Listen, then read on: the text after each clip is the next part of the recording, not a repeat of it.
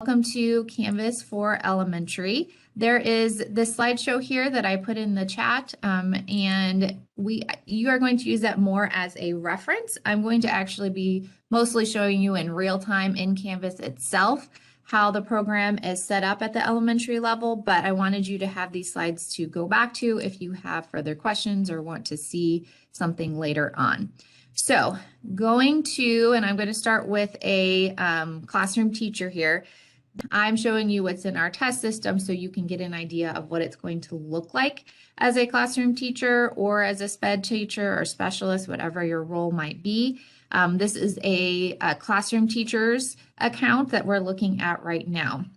So what you're going to have is what's called your dashboard. So when you go to fc.instructure.com, you are going to have a set of courses here that came in from SIS. So any courses that you are assigned as the teacher to in our SIS information system that you are responsible for, those will come through to your dashboard. You can also create your own classes if you would like as well. So you'll have a little plus sign here if you would like to create any of your own classes, and those we call sandbox courses because they're courses just to play around with. So if you go to your own account right now, you'll notice that you should have something that says your name in Sandbox. When we created new teacher accounts, we tried to make sure that everybody had a Sandbox course that they could play around with. So if you have a course that says Sandbox, there aren't any students in it, and you are welcome to click on things and play with it however you would like. So a couple things for you to note. This over here is considered our global navigation, meaning that this applies to all of your classes. So this is kind of your overall permissions and some overall features that you have for all your classes. Or you can also click inside of a class, and when you click on a class, it's going to open up information just for that class alone. So I wanted to make sure we understand the difference between the two. Here is my test elementary teacher account. You'll notice it has the same setup. So on the left-hand side, I have these account settings here. This is where you can set up how often and how you would like to be notified. So you can get notified by email and you can decide how often you want that to happen. Be careful because when I first started, I had like daily notifications and it was a little bit insane. So you can decide how you would like those things to come through. You can do a weekly summary, notify immediately, a daily summary, or turn notifications off. So you can take a look at any of these pieces here and see what you would like to be notified about. There are quite a few options there, just so you know. And then on your profile, that's another one where you might want to add your own profile picture here of some kind so that when students go to that and they see you as a teacher, that's the image that will pop up. So those are kind of the two most important things to notice in the account section. You will not have this admin button. That's for anybody that has admin rights to Canvas. You don't have to worry about that. And then this homeroom button is basically takes you back home to your main dashboard. Now, just to let you know, because I know it looks a little strange with the M down here, Canvas has a new look this year for elementary teachers specifically, and they're still working out a little bit of the kinks. It's mostly set up and ready to go, but they are talking about changing this to just home because even the word homeroom isn't necessarily that familiar to an elementary student. So this says homeroom for now. Within the next month or two, it may change to just say home, but it'll be the same thing. It'll take you or your students back to their main screen. Subjects is a listing of any subject in which you are a teacher or a student or an observer.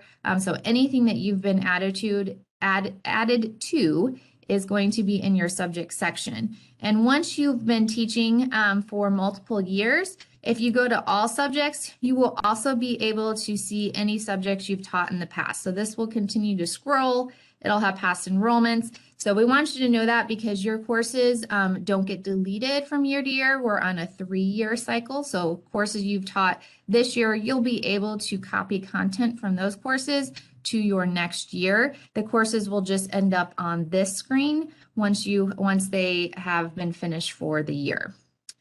You also have this button, which is your calendar. So anytime as a teacher that you create an assignment or an event and mark it for a particular class, it'll populate here. So if I were in my reading course and I made an assignment in my reading course that was due on August 24th, it's going to populate here on the calendar, both for me and for my students, which is nice.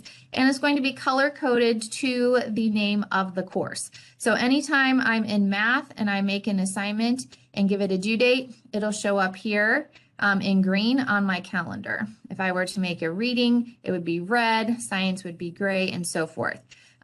Just so you know too, this holds up to, I believe it's 8 calendars. So if you're in a ton of courses, you can select and deselect which ones you want to see on your calendar.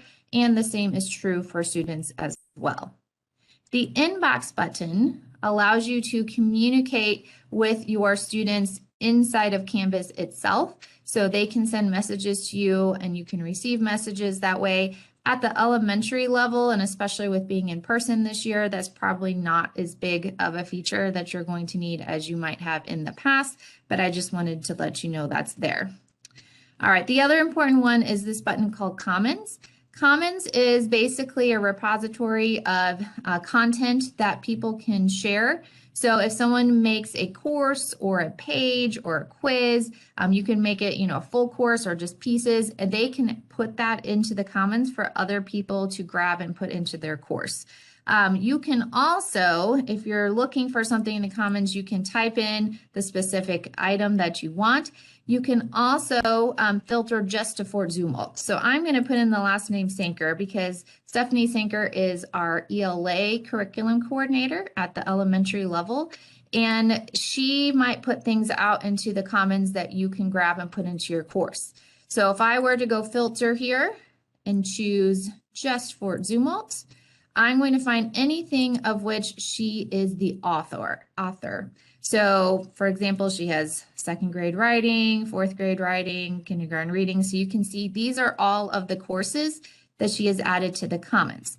Now, for a regular classroom teacher, you won't be spending as much time in the Commons because we do what is called blueprinting to your courses, which means we are going to push the content that the curriculum coordinators have created along with other people in their department. They are going to push the content into your course.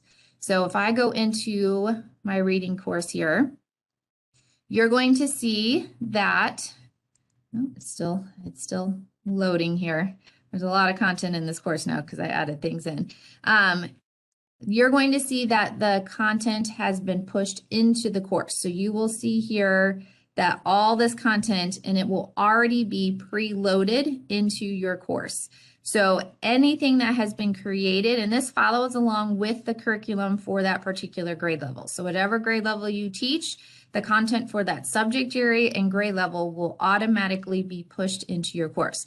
It does not mean that you need to use all of it, but they wanted to make it available since they spent a great deal of time creating activities and resources for teachers last year. Now, if you are a special ed teacher, you're in a little bit different situation because you may have students at multiple levels of understanding. So while you might be teaching a reading course, one of your students may need 3rd grade reading, another student may need 1st grade reading. So that's where the Commons would be for you. So you could go ahead and pick just what you need from the Commons versus having it pushed into your course. So it just depends on your role of whether or not the content will be already pushed to you, or if you would need to go to the Commons and just grab what you need. Okay, so that is the global navigation over here. That's the basic setup of the dashboard. As a classroom teacher, so if you are a grade level teacher, you're going to have what's called a homeroom course. And in the past, like last year, feels like it was a long time ago, those teachers used the homeroom course to set up like a page with links and all different kinds of stuff on that. And they spent a lot of time trying to get students to the right assignments in each of their classes using their homeroom course. What we like about the new setup here and with the fact that we're back in person is that we don't have to quite go as crazy with the setup of a homeroom course. In fact, the homeroom course really is just meant for the teacher to post announcements and any important information that they want to share with students. That the homeroom course doesn't have any lessons inside of it or anything like that. So if I were to click on my homeroom course, it's going to open up and you'll see that it has just a few sections over here. The two sections that you need to be concerned with are announcements and important info. So, and I will say too, if you're not a classroom teacher, you will have these, but inside of your course. So if you are a SPED teacher or a specialist teacher, you still can do announcements. You can still post important information. You would just be posting it inside of your courses. So maybe you have a first grade music course and a second grade music course. You would post those inside versus having them show up across the top of the student's dashboard. So the student's only going to see across the top of their dashboard what their homeroom teacher posts as an announcement. So if I wanted to create a new announcement for my class, do something like welcome back. We are in our class this year. Okay, so I give the announcement a title, and like I said, this is true even if you make an announcement inside of a course. So even if you're not a classroom teacher, it's the same process for making an announcement inside of any course that you're working with students. This right here is called the Rich Content Editor. Basically, it's where you create your content. You'll notice you have some bars that look kind of familiar to maybe things that you have used in the past when like a Word document or a Google Doc or something like that. So you can insert different types of text. They do not have a lot of font options, and they do that on purpose. It's for accessibility. So they're really big on Canvas about making sure that your courses are accessible to all students, whether they have, low vision or poor hearing or anything the case might be.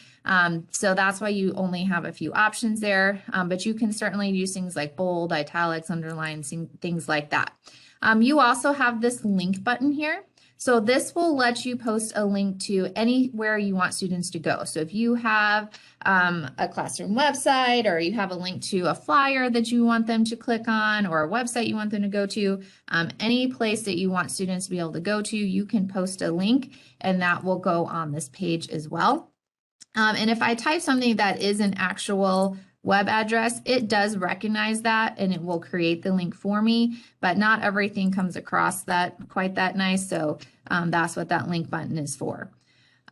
This here is for uploading images. One of the things also, because of accessibility, that you're going to find that's different in this rich content editor than you might have used before in like Google Docs or slideshows is that you can't just copy and paste an image. So I can't go to my slideshow, for example, and I can't just grab this image here and say Control C and Control V. If I try to do that, it's not going to do anything. What I need to do is I need to download an image first and then upload it to Canvas itself. So uploading image brings up any images stored on my computer.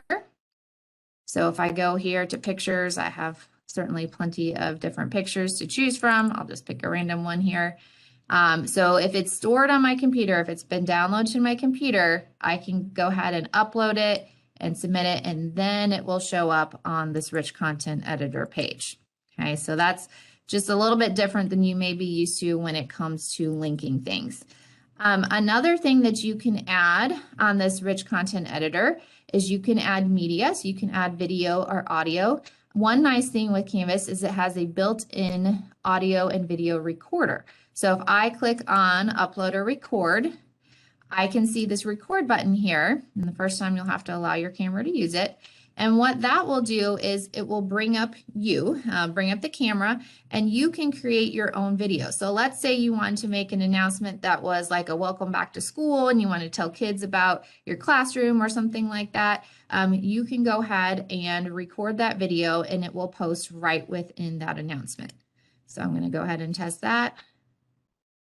Hello, I'm Miss Dykson. I'm so happy you're in my class this year. So I click finish. I will say it doesn't always grab the most flattering thumbnail, so I'll just warn you on that part. It just grabs a random one. I'm like, oh, that's great. And then you press save, and it will actually embed that video that you just created right within the course itself. And I will say it's working a little slowly because I'm also sharing my screen at the same time, so the computer's trying to keep up here. So that's another option, and students also have this ability to use a recorder. So if you want them to do an assignment where they answer you by video, that you can also set that up in your assignment as a way that they can submit their thinking is by video versus just by typing things out or uploading a file. All right, another important option I want to show you here is this Google Drive option. You can, once you connected your account, so the first time it will ask you who you are and make sure you give permission to connect. But once you've done that, you'll have the select file here. And of course, this doesn't have any files in it because it's my pretend account, but any files that I have in my drive would populate here. And then what they would do is they would end up showing up within, what's this out here? They would show up right here. So anything in my drive. So if I have a slideshow, if I have a picture, if I have a video, anything like that, I can populate right within this right here. So it's another easy way to get files from your drive to your students. Now this is view only, so you would not want to use this to put any files that you want students to work on anything. This is just for them to view. So let's say you had a back to school slideshow you wanted your students to view. And goes through your rules and different things like that. That's something that you could add here because you don't want them to edit it. You just want them to see it. The last one I want to show you here is this little plug. This also has this Google Drive option. It's kind of in two places. And then we have this view all. And what this will do is show you other things that you can directly drag and drop into the rich content editor. One of those is YouTube. So anytime you're creating an assignment or a page or an announcement, you can directly link a YouTube video to that. So let's say I was doing something on, I'm just going to pick a random topic here, digital citizenship. It will then, you can either search, or if you have the direct link, if you know the link to the specific YouTube video you want, you can also post the link here. But once you find what you want, you click embed, and then it will put that YouTube video directly onto the page for you as well. So it's a lot of nice, easy ways for you to get the content that you want to students all in one place. So this was true for an announcement, but this is also true for assignments and any pages that you create for students to view. You'll have the same rich content editor no matter which one that you pick. And then when you're done, you'll press save, and you'll see all of this lovely jumble of things is all a part of my announcement here. But I just wanted you to see that you can add a lot to an announcement. It doesn't just have to be text. So even if you have younger students, an announcement might be a link you want them to go to, might be a video you want them to watch. It's just anything you want to show up across the top of the student screen. So as a classroom teacher, this will be the first thing that they would see, and you'll see it now showing up here. I would not suggest making announcements as large as I just did as a general rule, but that is how that would work. All right, so that's your homeroom course. The other piece of your homeroom course that is important is what happens on this resources tab. So this is an important information section. So if there's information that you want all of your students to have throughout the year, maybe information about your classroom, maybe a classroom website, maybe it's a slideshow of your class responsibilities, maybe it's important links that you guys use on a regular basis. Anything like that will go here in this important information.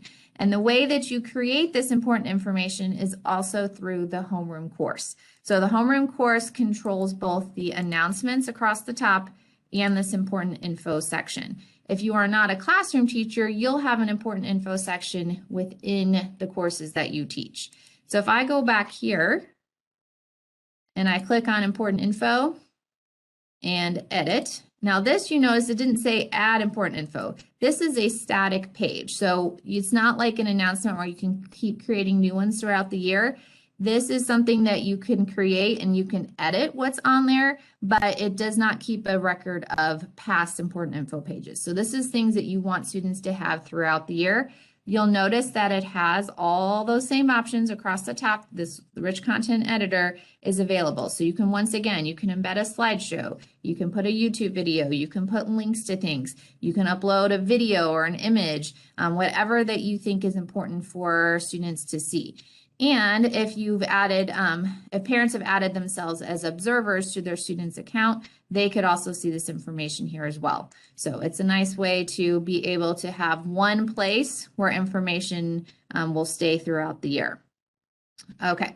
The next tab here is the schedule tab. Now this really, with the new dashboard, they haven't really built this piece for teachers yet. That's why it says schedule preview. The students, however, they have access to the schedule, and what will populate on their schedule is any assignment or event that you have marked with a due date. So anytime you create an assignment, and that's either you or any teacher they have. So if an assignment was created for technology class, for example, or they have both a SPED teacher for one subject and the regular classroom teacher for another subject, all of that populates together on this schedule for them. So anything that's upcoming for those students, they will see here. And the nice thing is they can just come here and they can click on this and it will take them directly to that assignment. Like I said, on the teacher end, it's really just a preview for you of what your students will see. But on the student end, it's something that they can use on a daily basis.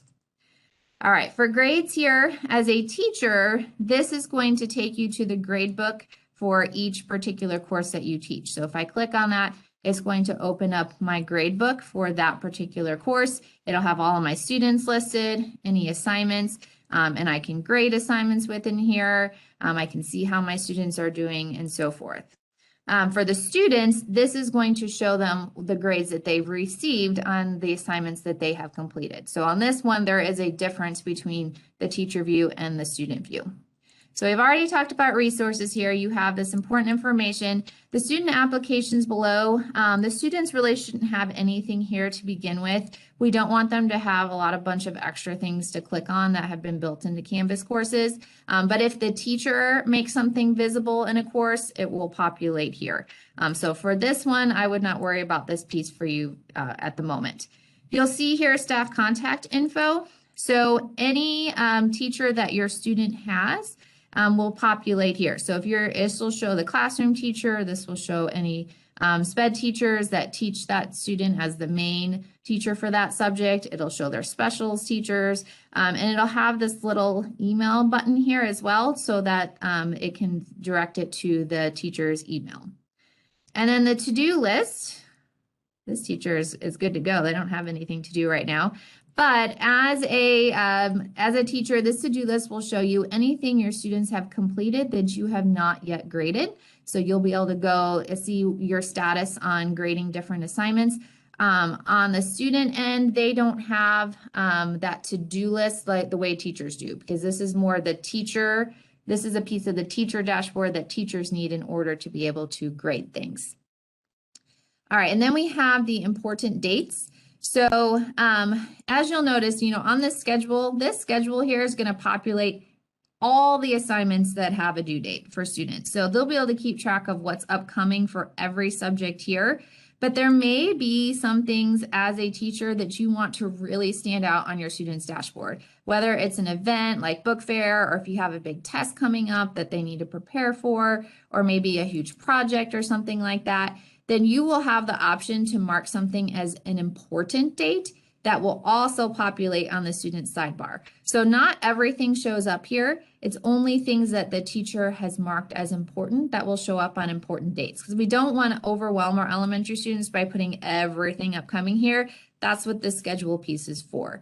So things here have been things that have been marked as important. For your students, just so you know too, they won't see your courses until the first day of school. They're not, when we set the dates of when courses are visible, as a teacher, you will see your courses as soon as we push them out from SIS to Canvas. But as a teacher or as a student, they aren't going to see those courses until the first day of school starts. So one thing I want to point out about your courses, and I'm going to go back to this sample, this teacher in my beta version here. You'll notice it says her courses are unpublished. So I want to make sure to remind you that your courses come in not visible to students, even if students have been put into the course. So you need to make sure that any course that you want students to see, that you publish those courses, and that is a really simple process to do. But I also want to let you know that even if they're published, they're still not going to see them till the first day of school. So you can go ahead and publish things and get them ready and not have to worry about your students messing around in the course before the first day of school. But if you don't publish them, then even if it is the first day of school, they still can't see it. So I just want to make sure that you know that information. So if I go inside of a course, you'll see here, I'm going to have just 3 sections that populate. So you might have noticed in my test 1 that there were a lot of sections inside of this course. But what we did is we created, so I have all these things here, homepage, schedule, grades, module, resources, very similar to what's on this dashboard, that main dashboard, but it's related specifically just to this course itself. But we wanted to keep things as simple as possible for our students. So when we are generating the new courses that come from SIS, they are going to start off with just these 3 sections. You are welcome to make changes to that. If you feel like you need a home page for each subject and you want to put, specific information related to each subject on it, that's up to you. But it will come in with just modules, schedule, and grade. And we'll talk about what modules are here in just a second. But I do want to show you, if I go to this Manage Subject button inside of a course, that's where it's going to let me right here. It'll show me if it's unpublished or published. So before school begins, if you want students to be able to see a course starting on the first day of school or whenever you have them go on, make sure that you hit this Publish button, because that is what's going to allow them to view the course. So even though they're in the course already, if you forget to hit publish, it will not show up on their dashboard. But since it's coming in from SIS, the students are already populated. Unless you make a custom course and add students manually, anything that's coming from SIS, anything that you teach and are responsible for the grades for, will get pushed to Canvas for you. You should not have to do that on your own. Okay, so inside of a course, I want to talk about the different pieces that are here and also kind of explain why in the one that's getting pushed to you, it's starting off with fewer sections. So the home button here is if you are a teacher who wants a specific home page just for that course. So this I can see being used more often by SPED teachers, by specialist teachers, because you don't have any control over the student's main dashboard across the top. So you might have information about yourself that you want to share within your students' courses. As a classroom teacher, you probably have less reason to have a home page, which is why they were turned off by default, because you're controlling what students see when they first log in. So you don't necessarily need to have something different inside of each subject. You will notice too that you can make announcements within a subject itself. So these announcements are controlled by the homeroom teacher, but the announcements inside of the course are controlled by the teacher of that course. So if you teach, library, technology, if you have, special ed courses that you're responsible for giving those students grades, you can also make announcements that are just for that particular course, and those will show up both on the sidebar or right underneath the name, and it will also show up when the students first go into the course as well. So you'll see here, the announcement shows up right here. So it's the first thing that students see when they get into the course. And then the next button is the schedule. So this here, once again, they've really created it for students on the teacher end. They just are giving you a preview. The difference here is this schedule is just what's upcoming due for that particular class. So the main homeroom schedule, this will show them all of their classes combined. So you see I have all their classes here. But if they go into just one particular subject and they go to their schedule, all they're going to see is what's upcoming and due in that subject itself. So the schedule button, if I had something due in just reading, it would only show me on that schedule what was due in reading itself. So if I go here to schedule, again, it's having a little trouble loading. All right, but for students, they will see what's actually upcoming and due. This will give them their grades just for this subject versus the main dashboard, which combines grades from all their subjects. Modules are the biggest and most important piece here, so we're going to come back to those in just a second. There is also a resources tab, so if you have an important information for just one particular course, so for example, it's again, if you're a SPED teacher, a specialist teacher, and you want to have a static page for your students that's just for those students in that course, then you could create an important info page that will show up here on resources. We have that hidden right now, but you can make the home page visible. You can make the resources tab visible if you would like.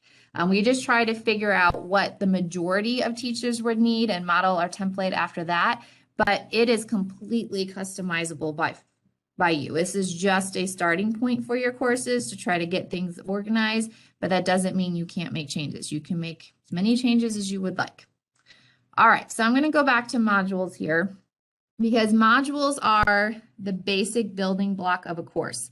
This is where you create your lessons. So think about this modules here is, you know, if I were a classroom teacher teaching just stuff in person, I would have, you know, my stack of papers and resources I would need for reading, and then I would have another stack, you know, with my manipulatives and my resources I would need for math, and so on and so forth. And I would have these, you know, set out on a table for myself, thinking back to my 5th grade teaching days. I had these set up on a table for myself, and as we got to each subject, I would hand out what students would need. I would display for them on my screen, you know, a slideshow or video that they would need. So it's really my lessons. Okay, so your modules are really your lessons, and they are a combination of pages and assignments. There could be quizzes put into here. It's putting everything you need into one place, and it's doing it by day. So the content that gets pushed into your courses, if you're a classroom teacher, or if you go to the Commons as a SPED teacher and grab a grade levels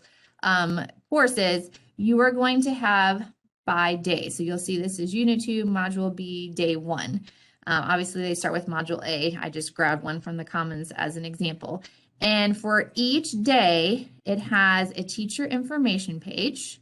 So you can see as a teacher what your lesson will be about for that day. It will have, moving on to the next part, the reading lesson. So this could guide you. So it has some slides to show students and things like that. It has questions to ask them. And it will have an independent task. So this would be an assignment for students to be able to complete. And you'll notice here, you know it's an assignment because it has points, what you need to submit. It has due dates and things like that embedded into that. So that's what makes that an assignment. And then if you hit next, it tells you that that day is over. Now, as you can imagine, for last year with the number of students we had doing learning virtually, having this organization was incredibly important to keep these elementary kids on track. It's not going to be as big of a deal this year if you're teaching in person because you're going to have them right in front of you. So what I would say with that part is just like your course has to be published before your students are able to view anything, you also would need to publish any modules or pieces of modules that you want students to use. So right now, I as the teacher can view this, but my students cannot. So even if they can view the course, if they were to go to the modules page right now, they would not see anything because I don't have it published. The only thing that they could see is what has this check mark right here because I have published those items, and this was a module I created myself. So I want to show you a really awesome button that's inside of each course that is called Student View right here. So what this button does is it takes the view from a teacher view to a student view. So when you are practicing with something, you want to make sure you're like, I don't know what my students are actually going to see when they open this up. All you have to do is click on this button and it is going to load the student view for that course. Okay, so you can see here, students can see this. If I go as a student to modules, this is all that I can see because these are the only pieces as a teacher that I have actually published for my students. So that's an important piece for you to know because you can use student view within any course that you open. You'll notice too here at the bottom it says reset student or leave student view. Because as in student view, you can actually practice submitting an assignment as that pretend student. So it basically adds a pretend student to your course where you can go ahead and pretend to submit things. You can grade it. You can do whatever you want as if that were a real student, even though it's not. Now, once you're finished seeing something as a student, you can click on leave student view or reset student.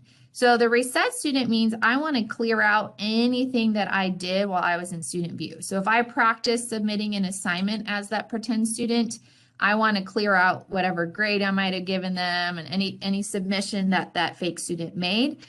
Leave student view leaves whatever was done as that pretend student until I choose to clear it out. So that is inside every course, and I think it's extremely helpful if you're trying to see if you have something set up correctly before your students actually go in to use it. All right, so I'm going to go back to the modules page here because we're going to build a pretend module. So you have two options as a teacher. You can take something that's already been built, you can edit it. If it's an assignment, you can assign it to your students and give it a due date. Or you can create your own activities, okay? So that is up to you. You have flexibility on, whether or not how much of these pieces that were pushed into your course that you would like to use. We're going to have some suggestions from the curriculum coordinators of some of the things that they think will work best for in-person instruction, but I just want you to understand that everything that gets pushed in comes in unpublished. So your students aren't going to see it unless you actually choose to make it visible to them. All right, so if I wanted to create a lesson for my kids and I wanted to house it within a particular module. So let's say I want to make a welcome back module because I'm going to put here anything that I want my students to do in reading for that first week. Maybe I have some welcome back activities. I want them to submit, some kind of quiz that tells me a little bit more about them, all that kind of stuff. Okay. So I can give it a name. Don't worry, we're not going to get into prereqs and stuff like that today. That's kind of next level that we aren't going to do yet. But one thing you notice, you're like, well, I thought you just made a module. Where did it go? Well, there's one unfortunate thing here, and that is that when you add a module to a course, Canvas likes to automatically put it at the bottom of the course, which, if you're following a chronological view, that makes sense, right? But if you're adding your own modules, you probably want them to be towards the top for you to use. Now, remember, students can't see any of this yet, so they won't know that it's at the bottom of the page, but it might drive you a little bit crazy. So if that's the case, you can click on these three dots and you can say Move Module. And then you can move it to the top if you would like. So I'm going to go ahead and do that. Come on. Oh boy, it's getting slow on me. It's getting mad of all the things I'm trying to do at the same time. All right, I think it moved out to the top. Here we go. Okay. So it's reloading and resetting my modules page here. Give it a second. Okay, so now you can see it is actually at the top of my screen. Then I have nothing in it though. So it's basically just a title to house the information that I want to share with students or the activities that I want them to complete. Okay, so at this point then it's not published and there's no actual activities in my module. I just gave myself a organization to get started. So in order to add things, I'm going to need to click on this plus sign. And when I click on this plus sign, it's going to give me different options. It's going to say, what exactly are you trying to add? And these are your options here. You can add an assignment if there's something you want students to actually complete and turn in. It does not have to be graded. You have the option of them turning in something just for completion. So, but if there's work you want students to do, you want to choose assignment. Unless the kind of assignment you want them to do is some kind of quiz, in which case you would choose quiz. A file is literally if you just have a file that you want them to open. So let's say you had a PDF or something like that that you want them just to click on and open that. I would say at the elementary level, we don't use that very often. You can upload a page. So once again, a page is just kind of like that announcement where you're just giving students information. So if you wanted to create something where students would just view it, then you could create it on a page. You can create discussions. So there's a whole discussion board that's available inside of Canvas. I would say 3rd through 5th grade would probably be more likely to use discussions than others, but that's up to you. Text header is if you have a really long module. And so it's like if a teacher is creating a module for an entire week and they have 2 or 3 activities per day, they can put headers in between each day to separate things. If you wanted to send students directly to a website, you can just add a link to the module, and that literally is just like putting a link on the page for them to click on. And then we have some various external tools that we can use as well. However, we usually use those inside of assignments themselves, so I don't think you will use this very often. Probably the ones you'll use most often is the assignment or the quiz, because most of the time as a teacher, you're wanting students to go to Canvas in order to do something that you want them to submit to you. So I'm going to start with an assignment, and then what it will do is any assignment that's already in the class, it's going to populate, okay? But I want to create my own assignment, so I'm going to click this Create Assignment. This is creating a new assignment from scratch. And then I need to give my assignment a name. I'm just going to call this Welcome Back Activity. All right. I can choose if I want to indent it. So if I want there to be some kind of organization structure in my module to where it looks like it's bulleted almost, I can go ahead and do that. So I'm going to go ahead and indent it a level so you can see what that looks like. All right, so now you can see I have my module. This is my title. And then I have the activity that I want students to do, okay? But you're like, well, you made the name of it. You haven't actually made the activity. And that is correct. I have not actually, all I've done is made it as an assignment and I've given it a name. So I still need to go into that assignment and actually get it set up for what I want students to do. So I'm going to go ahead and click on this. And it's going to take me to the main assignment screen. You'll see right now there's nothing here. No points, no submission, no details, nothing like that.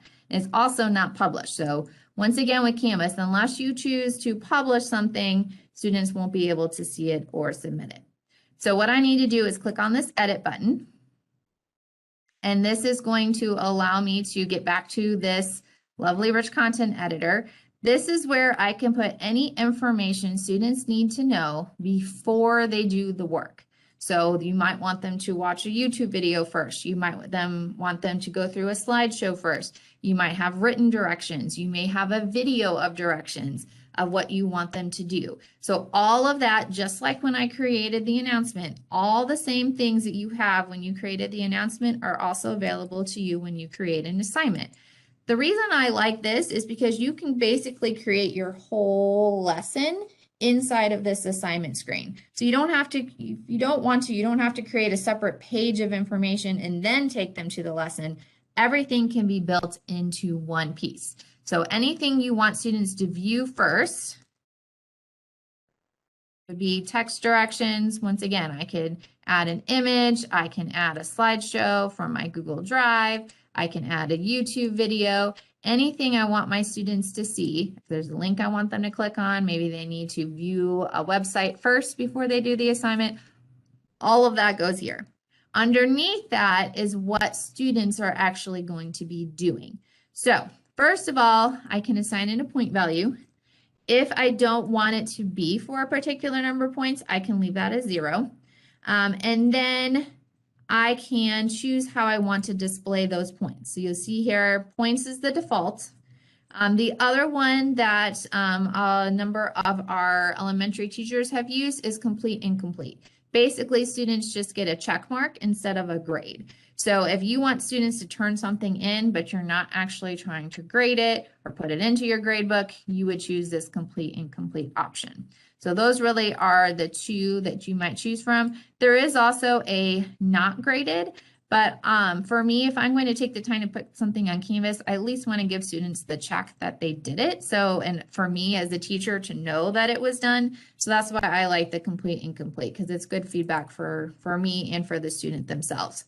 There's also something called assignment groups. If you are a 3rd through 5th grade teacher who is going to be syncing the grades that students got on a Canvas assignment to our SIS grading system, which is our official grading system where student grades are housed, whether they were done in Canvas or not, then this piece of assignment group becomes more important. If you're not planning on putting any of your grades from the Canvas gradebook into the SIS gradebook, let's say you're a specialist teacher or maybe a SPED teacher that is just giving support, and you're not giving final grades, then this piece would not be a big deal to you.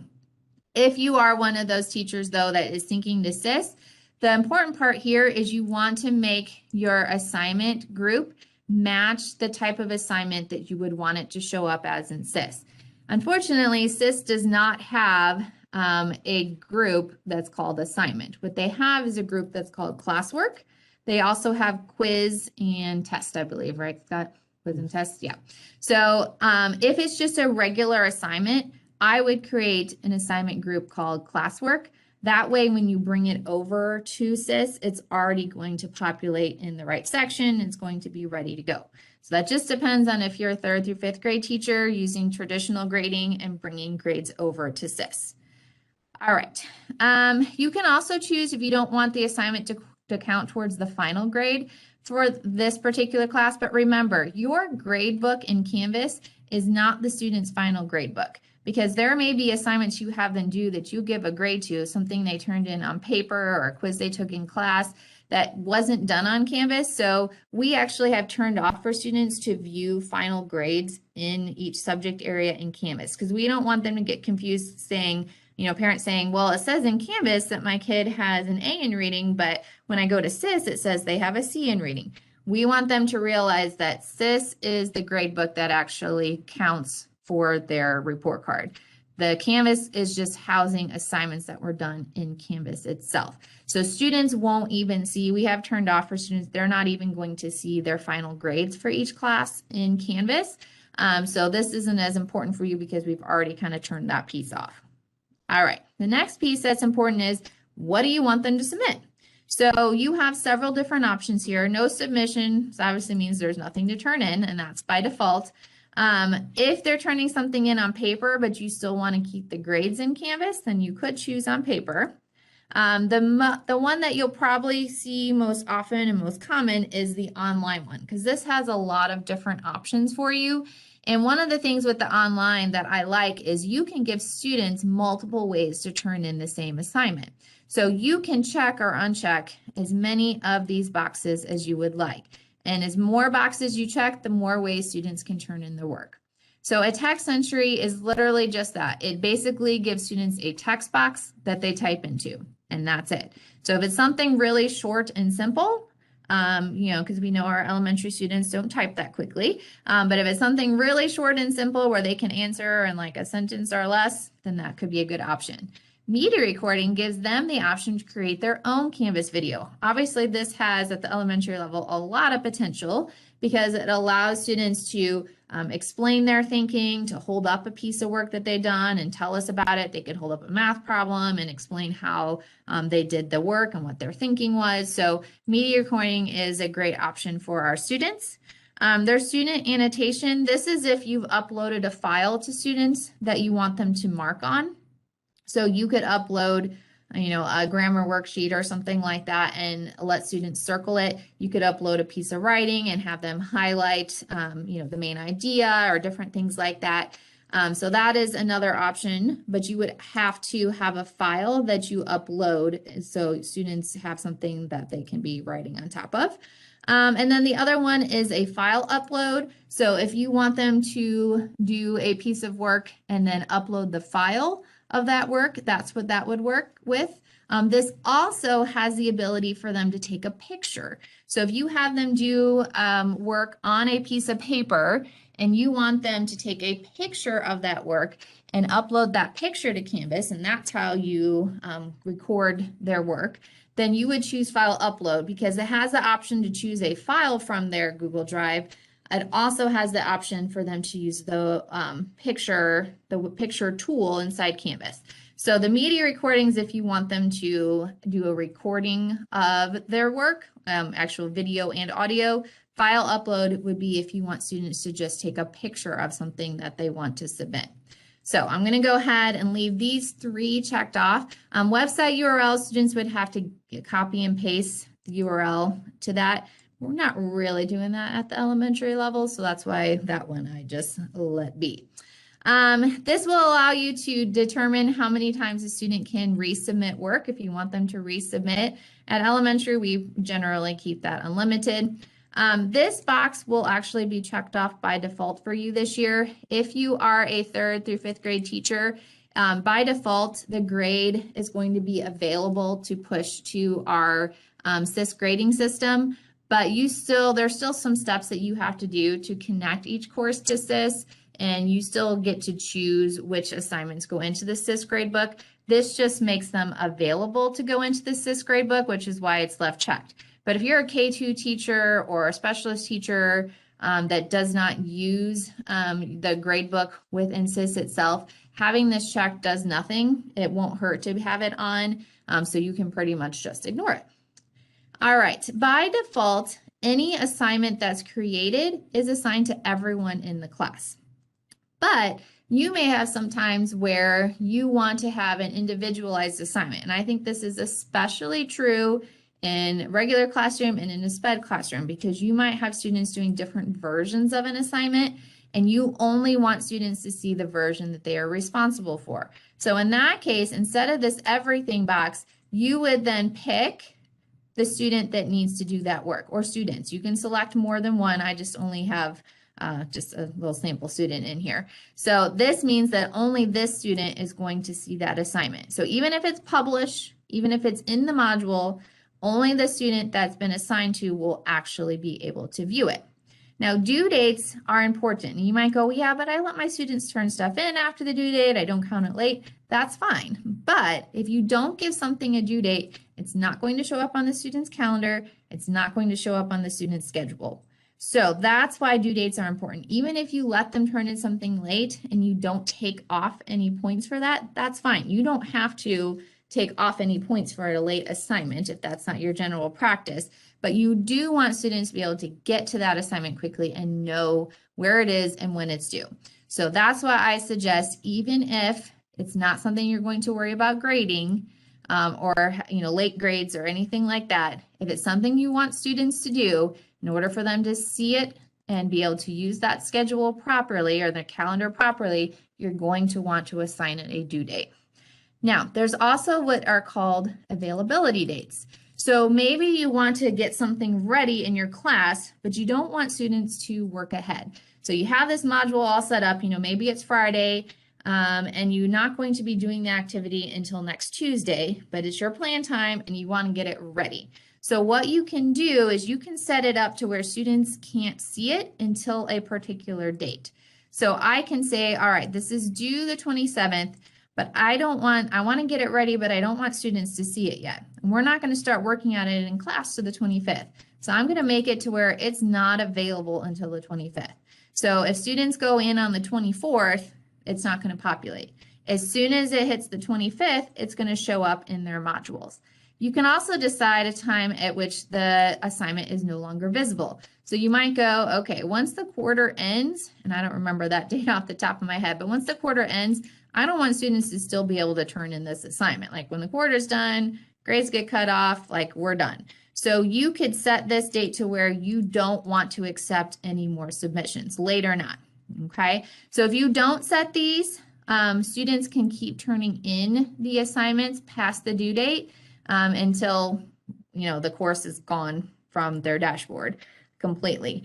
This will let you set parameters of when students can actually turn things in. So this one would say they can turn in the assignment from August 25th when it becomes visible, and then they can turn it in until September 30th when I turn off the accepting of submissions. And this is when I would actually like it due.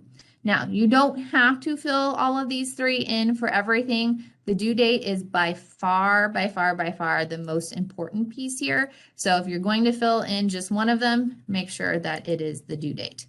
All right, now at the bottom, I have two options, save and publish or save. Save basically is saving a draft of it. If I'm not publishing it, my students still can't see it. It doesn't matter what I put here if it's not published. So if I want it to be published, I need to click the Save and Publish button. All right, and it gave me a warning because it said you didn't assign this to everybody, and I know because I only wanted to assign it to that one student.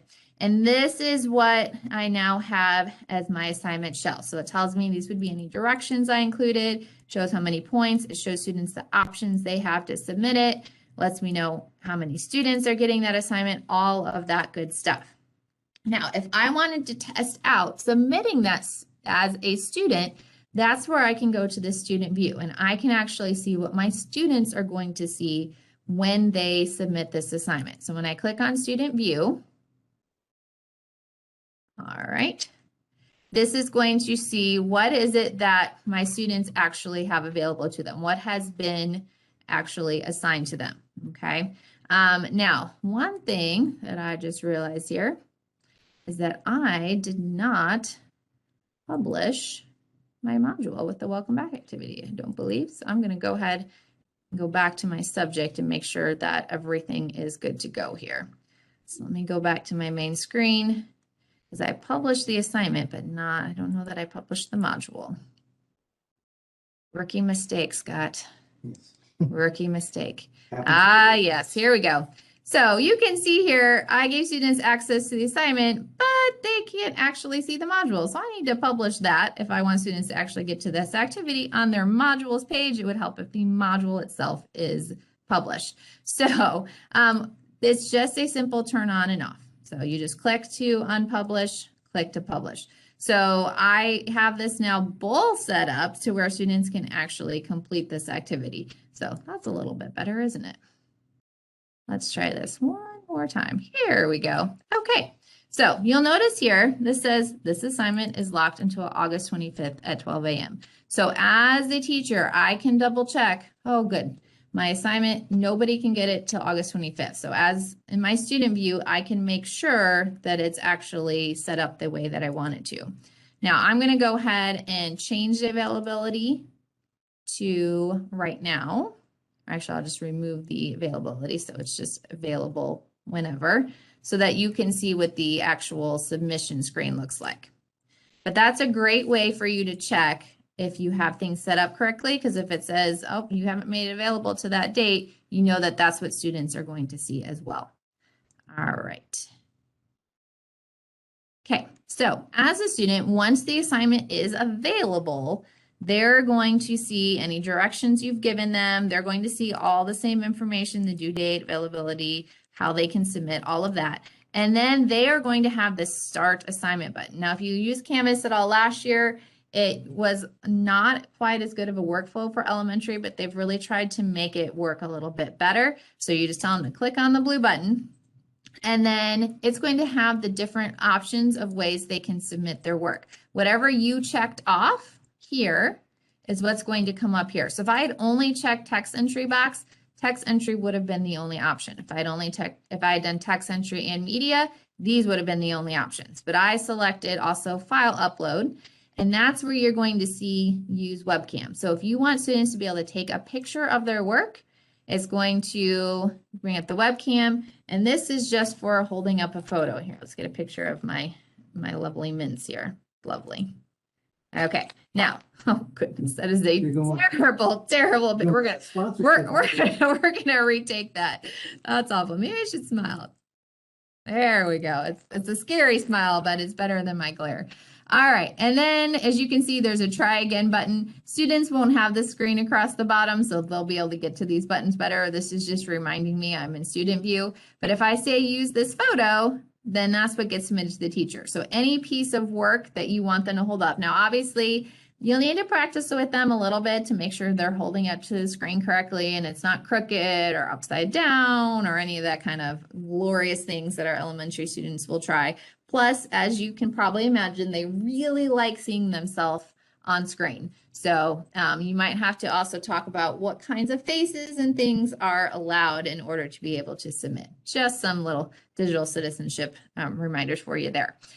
Text entry, just a text box. So they can just type. They get all the same features of the rich content editor, but I would not necessarily try to show elementary kids how to use those right away. But once again, they could just type an answer. There is an answer. Lovely. Okay. Media, this is going to let them to record their own video. It's going to bring up that media recording, just like we did when we made the announcement. So they have their own way to do that recording. All right, so whatever way that they have chosen to submit, they click on Submit Assignment, and it turns it in. And remember, you're just in the test account, so this is not affecting anything for you. This is just for you to practice what your students are going to see. So especially, at the beginning of the year, if you're setting up an assignment, you're like, I'm not really sure if I have this all set up the right way, or what is it going to look like? This test student is really the best way for you to check that. The other nice thing about that is you can actually then see what it would look like on the teacher end to grade that assignment also. So if I go here to my submission details, I can actually see the grading screen for that. And I can click on this and I can go, oh, what did my student do? Oh, they sent me a picture. What's the picture that they sent me? Oh, isn't that just lovely? I think we need to work on that student a little bit. She needs some help. And then I can add comments to that and so forth that way. So it will also show you what it looks like when an assignment is submitted. Now, at this point then, if I want to leave my student view or reset student, this is where this option becomes important, because if I click reset student, it's going to basically wipe this practice that I did out, which if I just was testing it out, that's probably fine, right? Or if I want to leave this still available for me to go back to as a teacher to do some more testing, I would just click leave student view. So that's up to you depending on if you want any practice submissions that you have done get wiped out or not. So I told you test student has been reset successfully. So you know that you have done that. All right, so now I'm going to go back to this main module page here. So now my students would have access to this welcome back activity because I have it published. Let me leave my student view now and go back to my teacher view completely. So I've reset my student and I'm leaving my student view. So if you choose to reset the student, you will have to do both pieces because you're resetting the student first and then you're getting out of the student view. All right, so back to my module section. Okay, so I can see here that this was published and that was all good to go. I have my little check marks. But what if I want to assign something that's already here? So I might go, well, I really liked this task for Module B, Day 1. I just want to get it ready for my students. The basic shell is there from anything that got pushed into your course. All I'm doing is doing the steps of actually assigning it. One thing I want to show you about publishing a module, if you click on the module itself, it's going to publish everything inside of that module too, but you can deselect. So if you go, you know what, I really only want students to do this. I don't need them to see the teacher information.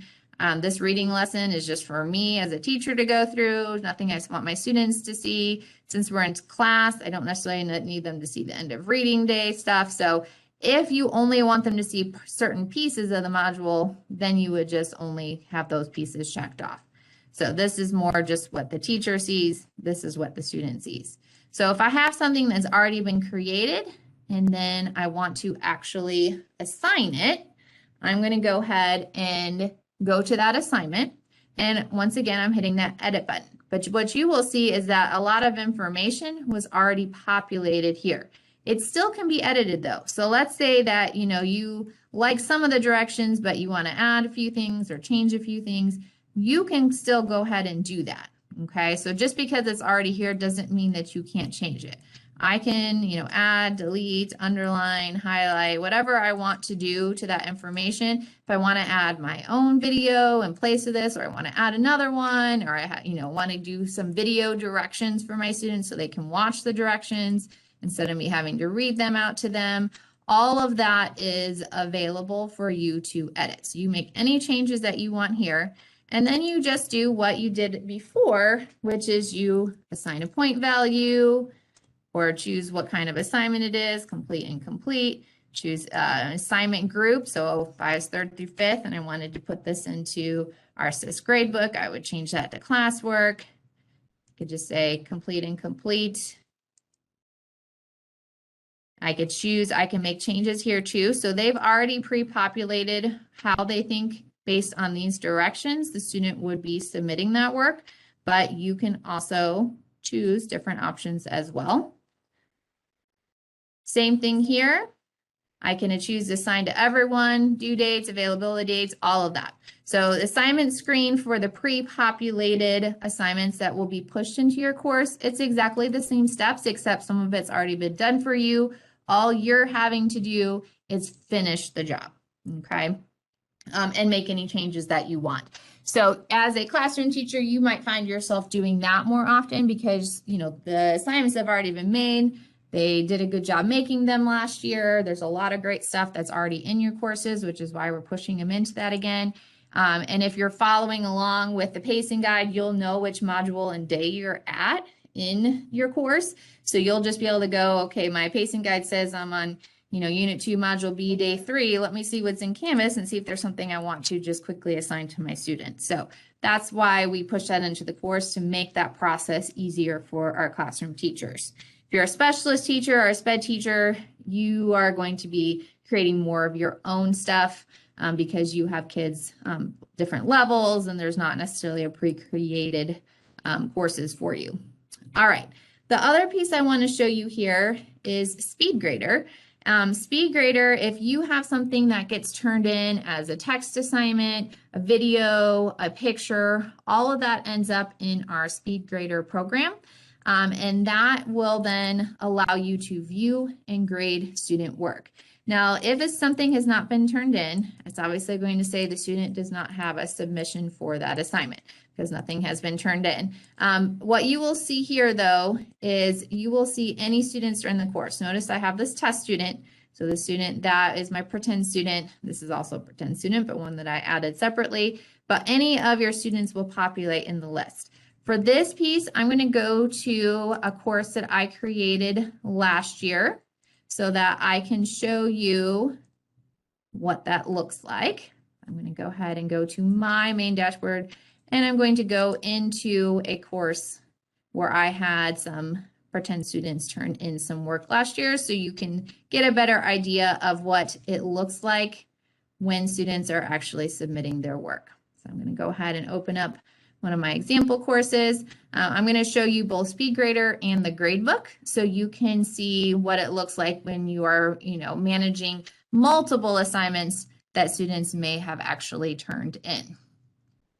All right, I think here, let me see if I have one where I have submissions here. I'm going to go just to the gradebook here. You can get to it that way too. All right, so within every course, there is this grades tab. As a student, it's going to take them to what assignments just they personally have. Obviously, as a teacher, you're going to see any assignments and any students in your class. So I have a number of students here, including Scott. In fact, he hasn't done a whole lot of work lately though, Scott. I'm a bit of a slacker. I'm a little disappointed at how little work that you have done in my class. It'll show you any assignments that have been designated. Anything where a student has turned something in, you are going to see this little icon here. That shows you that work has been submitted. It's not been graded, but it has been submitted. And I'm pretty sure in this course, I only have work that's been submitted by my demo student because Nick and Scott refused to do the work. So anyways, just kidding. So if I wanted to, I could go to this assignment from the gradebook. I could also just click on that SpeedGrader button. Either way, it's going to open up the assignment here. Okay, so this is just going to take me to that same screen that I ended up at here. It's the same idea where it has speed grader. It's just two different ways to get to it. So I can get to it by going through the modules, or I can get to this screen by clicking the grade book and finding the assignment in my grade book. Now you'll notice here it says one submission and that one submission's been graded. So it'll tell you how many students have submitted the work, and it will also tell you how many of those submissions have actually been graded. So now if I go to SpeedGrader, I'm going to have a submission that we can view. I do not remember what this assignment was. Oh yeah, it's a real big text entry there. That's some amazing work that student did, isn't it? Entry number 4 is great. So what you can see here is that any student that has the work that I actually have to view will have this orange button. These grayed out ones means that student has not turned in any work yet, okay? Now this piece of work that was turned in was a text box, so you can see that you just see the text there. I set this up as a complete incomplete grade, so those are my two options or excuse. If this was an assignment where students had an actual points for the score, my options here would be to give them however many points. I can also add comments to those students so they can view the comments. I wanted to give my students some feedback about their work, and I didn't want it to just be in a text format. I could also record a video just like I do with the regular Canvas recorder. I hate seeing my face keep popping up here, but we're going to go for it. So I can record them a comment. I can also just, if you're grading at home and you're in your loungewear and you really don't want your student to see your face at that point in the night, you could just also, here is my audio comment. Press stop. You have those options here. You see it just changed it into the text. So it's basically a speech to text comment, okay? Now, with our younger kids, a lot of the feedback, especially with them being in person, we would give them in person. So, you may not need to use this comment box quite as often. I will say anything you put there, if parents are observers of their students' Canvas, they would be able to see the comments that you made as well. So sometimes you may be submitting comments just for records of, what you've talked to students about too, for parents to see. If the student has submitted something multiple times, because you gave them the opportunity to resubmit their work, because you didn't limit how many times they could submit and that's still available, then you will be able to scroll between their previous submissions as well. You can see different entries here, entry 1, 2, 3, and 4. It will give you a warning though that it's not the most recent. So if you have an assignment where, maybe it's a piece of writing or something like that, where students are reworking it, or maybe it was something for math and, they showed you their work and they had a picture of it and you talked to them about what they needed to fix and they resubmitted a new picture. So you would have the opportunity to view the newest submissions as well as what had been submitted in the past, and you'll have the opportunity to change the grade. So maybe it had been set as incomplete before, but now you're changing it to complete because they've turned in something that you're actually accepting. So that's kind of the basics of that piece with the speed grader. I wanted to also, let me go back here to my main section here. So in my grade book, I want to show you a couple of options you will have, because when the grade book originally comes through, it's going to be a little overwhelming, especially for classroom teachers who have content being pushed into their course. You're going to have a ton of stuff populated here. All the things that are getting pushed into your course, you might go, oh my goodness, I don't want to have to sort through all that. Well, one of the easiest things you can do is just hide anything from your gradebook that is not published. So anything that you've built on your own but not published, anything that's got pushed into your course, if you don't want to see it, what you can do is go to View, and you could uncheck this Unpublished Assignments. And that immediately, see how much nicer my gradebook looks? That immediately puts anything that's not published out of view. So for me personally, that is extremely helpful, because especially for classroom teachers with all the stuff that's getting pushed into their course. Another thing that you can do is you can filter your gradebook by different assignment groups. So if you're wanting to just view all of your things you designated as quizzes, if you're wanting to view things within modules, you have those options as well. And then if I go back to my pretend course here in my grade book, one of the other ways that we're going to be adding that you can view things by is also by quarter, because your assignments are going to get pushed in by semester. And then you're going to want to then, flip from first quarter to second quarter. You may not want to see your first quarter grades when you're in second quarter. So another view that you're going to be able to have, oh, you know what? I don't know if I bet it's not loaded yet, is it? Filters? Yeah, the grade filter. Yeah. So it's not loaded yet. It will be here, but one of the things you'll have is like a grading period option. And what that will do is give you a little button here where you can toggle between quarter 1 and quarter 2. It's not active yet because our courses are not active yet, but you will have the option once quarter 1 ends. And one thing that Scott and I always like to do is towards the end of a quarter, if there's any updated information you need for the next quarter or things to know as we're switching between quarters, we'll send out that information to you and just remind you how to do those pieces. You can see here from this grade book in my pretend class here that I have some things that have been graded in different ways. So these are assignments that have been submitted but not graded. This is something that was a complete incomplete. So you can see it's a check mark because they turned it in. This is an assignment that I gave an actual grade for. So that's kind of the difference. And this is, obviously nothing's been submitted. You may also be wondering why some of my things are color coded, different colors. And that is because one of my options in my view is I can view, let's see, which one is it here? Where is, Scott, do you remember where is my color coding at? It's in the gear, is it not? Statuses. There it is, statuses. Sorry, it's been a couple months for Scott and I since we've been grading things. So, okay, so status is here. I can determine, so Canvas has its own what they think the colors should be if something's missing, if something's late. But I can put whatever color code that I want in here. It's called a hex code. I can choose from theirs or I can put my own. So I picked was dark purple color that I knew would stand out. And I can then see anything that's late is going to turn purple for me because I've designated late items as purple. So obviously you have to have a due date in order for that to work on the grade book. But anything that is late is going to be the color of that I have chosen. So that for me is really helpful as a teacher as well, especially if I have a bunch of assignments, because I can quickly look and see which items have been turned in late.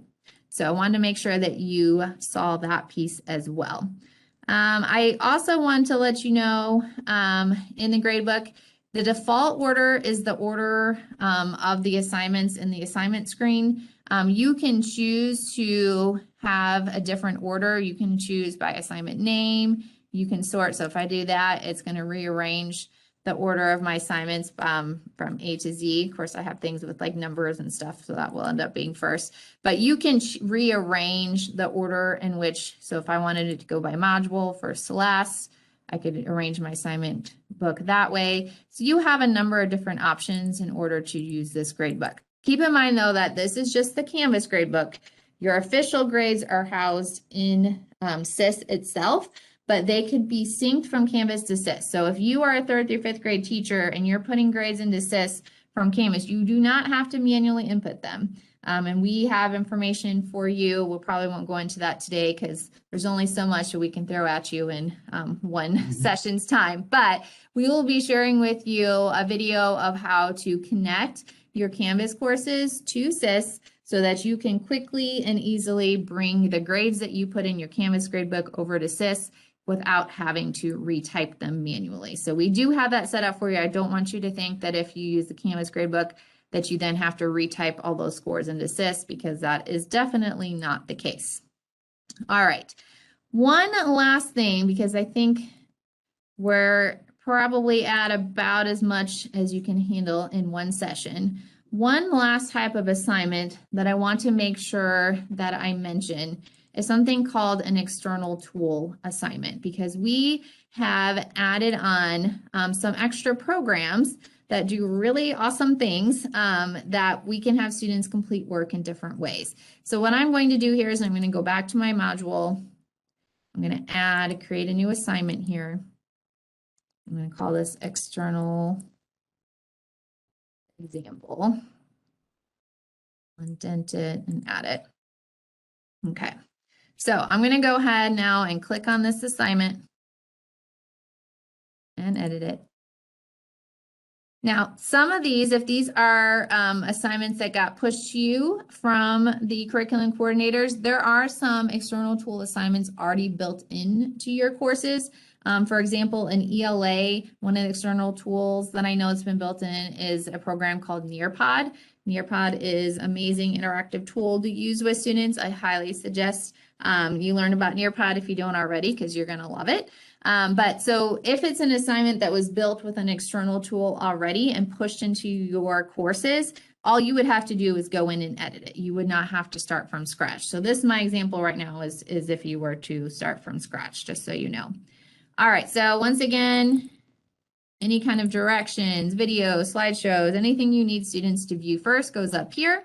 All of this is the same. Here is the difference. I'm going to just give this 5 points just to give it something. So instead of no submission, you're going to have the option of external tool. And you are going to then choose which tool that you want to use. Now, there's going to be some that populate here that are not ones that you actually have access to as an elementary teacher. I'm going to tell you the two that you are going to use is either Google Assignments or Nearpod. Those are really the main two that you would ever need to use with an assignment, is Google Assignments or Nearpod, okay?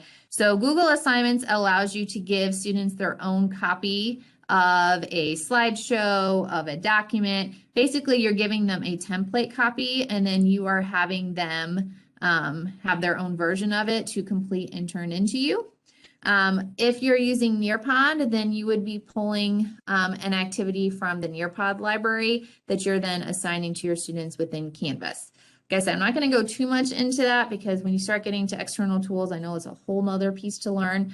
I just want to make sure if you're giving students something with Google Assignments, it will ask you and the students to link your account the first time, so it makes sure that the correct work is going with the correct person.